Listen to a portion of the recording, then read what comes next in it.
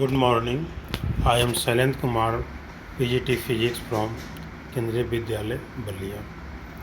Today we will see about projectile motion. Earlier we have seen about the motion along a straight line. Now see some cases. Suppose an object is thrown vertically upwards. Then what's happened?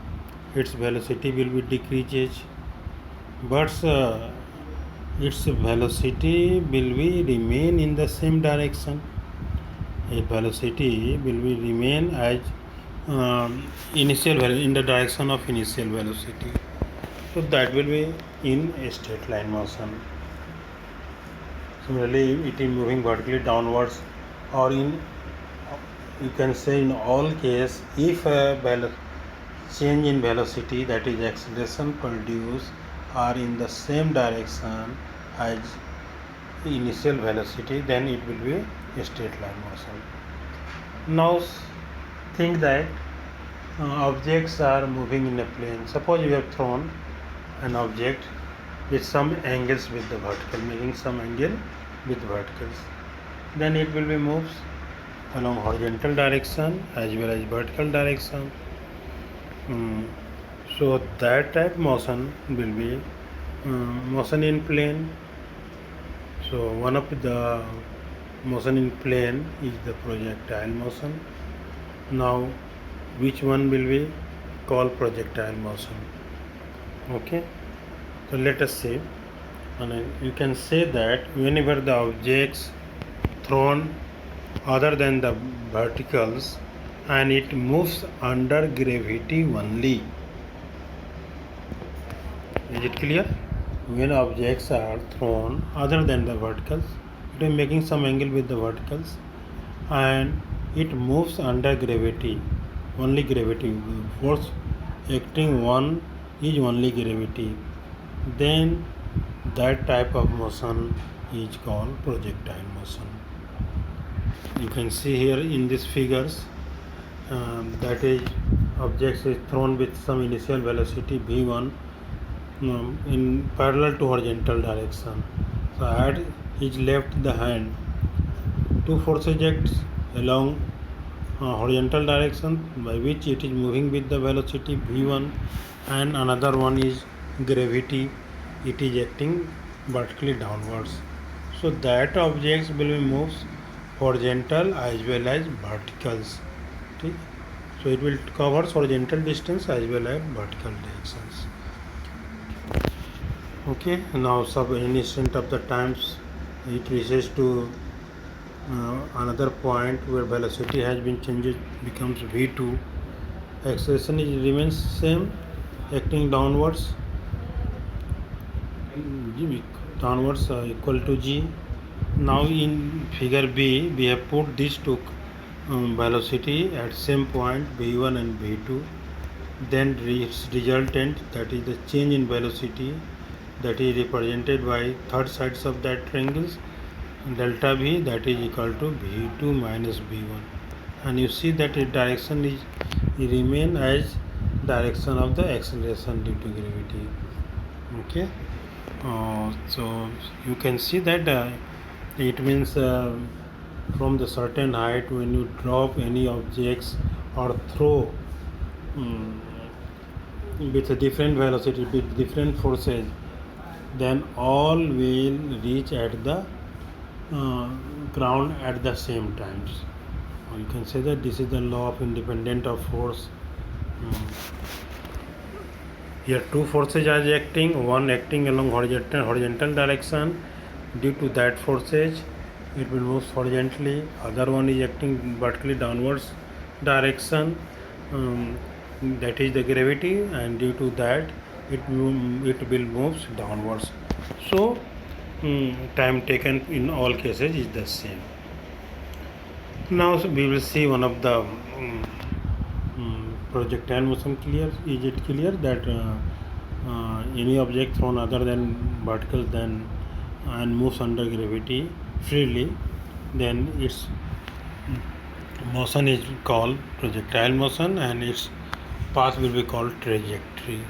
Now we will try to find out um, its time of flight, range, maximum height attained, and also that their path is parabolic in nature. From these figures, let us consider that an object thrown with initial velocity u making an angle theta naught with horizontals. Now we have resolved this velocity ux and uy along x-axis and y-axis. Now due to ux velocity it will move along horizontal direction, while due to uy it moves vertical direction. Whenever it moves vertical direction, acceleration due to gravity will be x downwards, so Vy will be changed due to presence of gravity, but Ux will be remain constant because there is no any force acting in that direction, so that Ux will be remain constant. Some another times we have taken another points. Us velocity has been changed u to v. We have resolved again vx and vy. Okay, at the point P, that is the maximum height, object reach at that maximum height, vertical component Vy that becomes 0.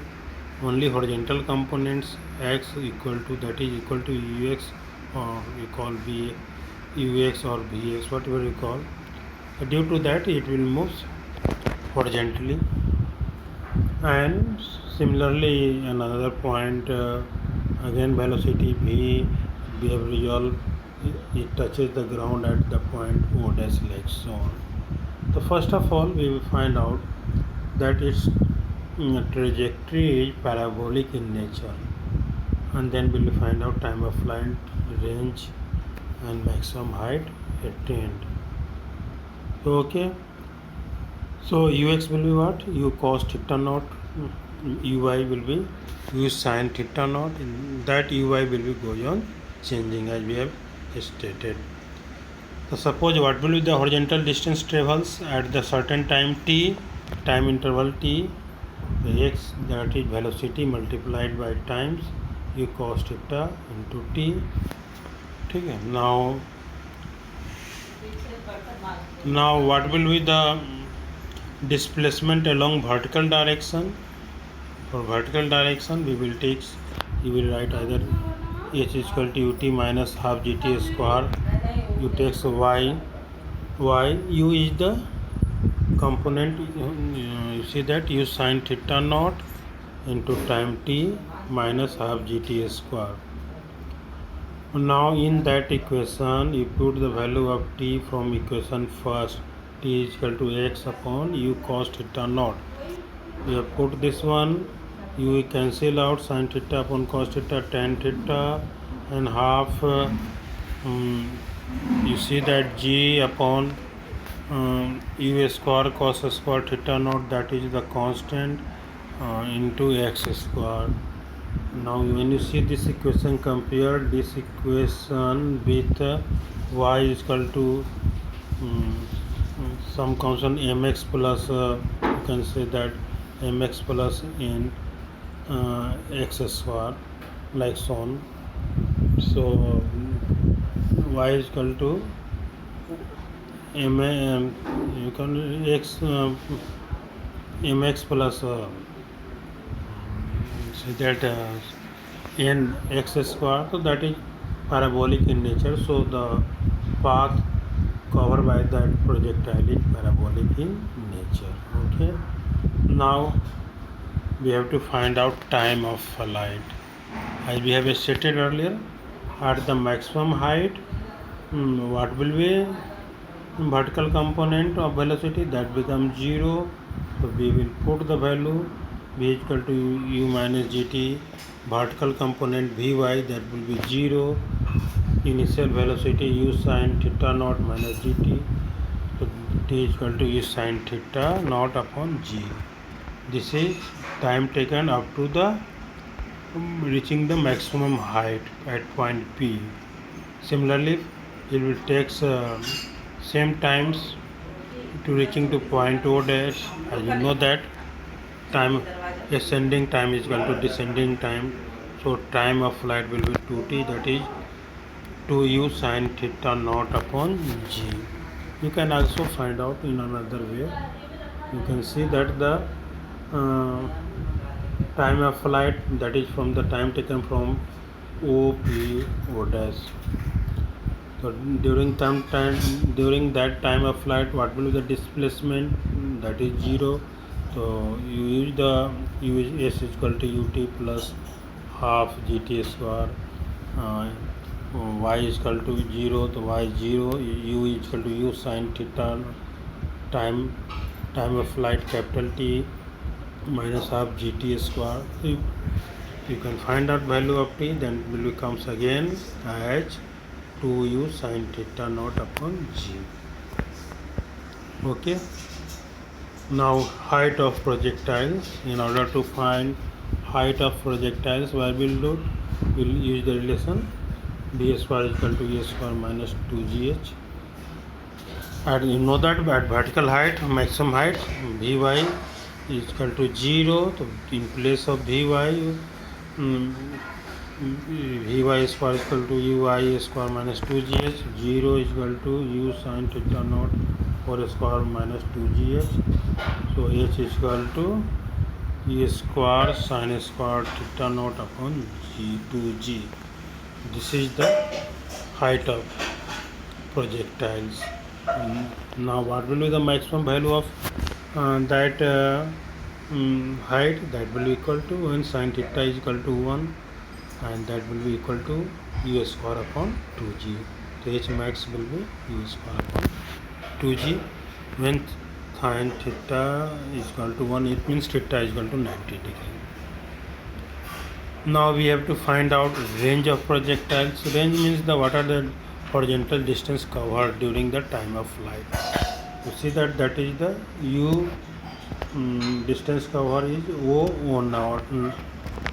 O dash is the horizontal distance covered, and time taken is the time of flight. Okay, and horizontal velocity is the constant. So simply you can find out with the help of this one. Range is equal to velocity multiplied by time.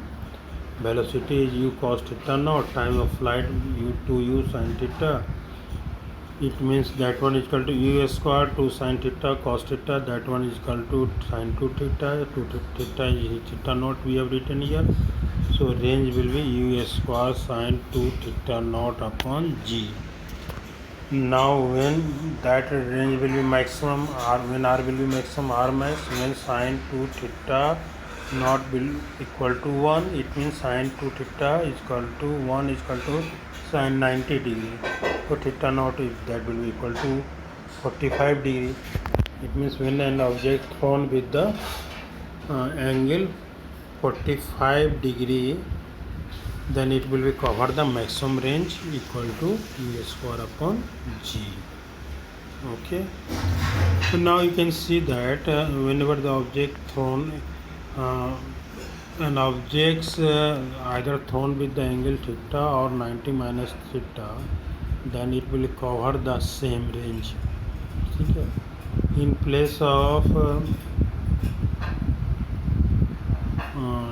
sin theta, we write sin 90 minus theta.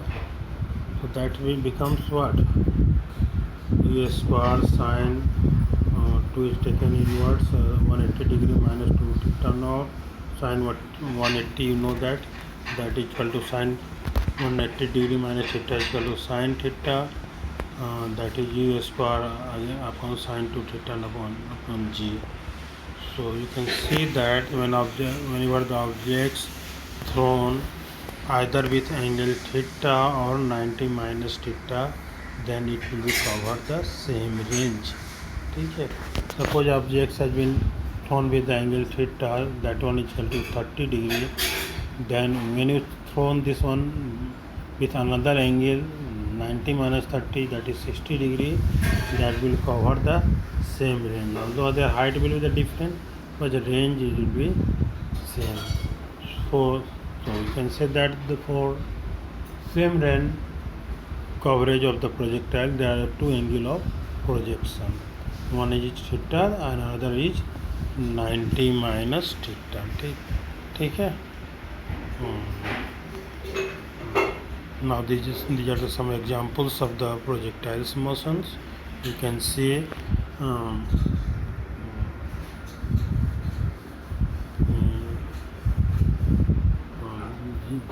how javelin throw the javelin to the maximum angles, following the same rules of projectiles. We throw the javelin by making angle 45 degree with horizontals or with verticals, so it covers the maximum range.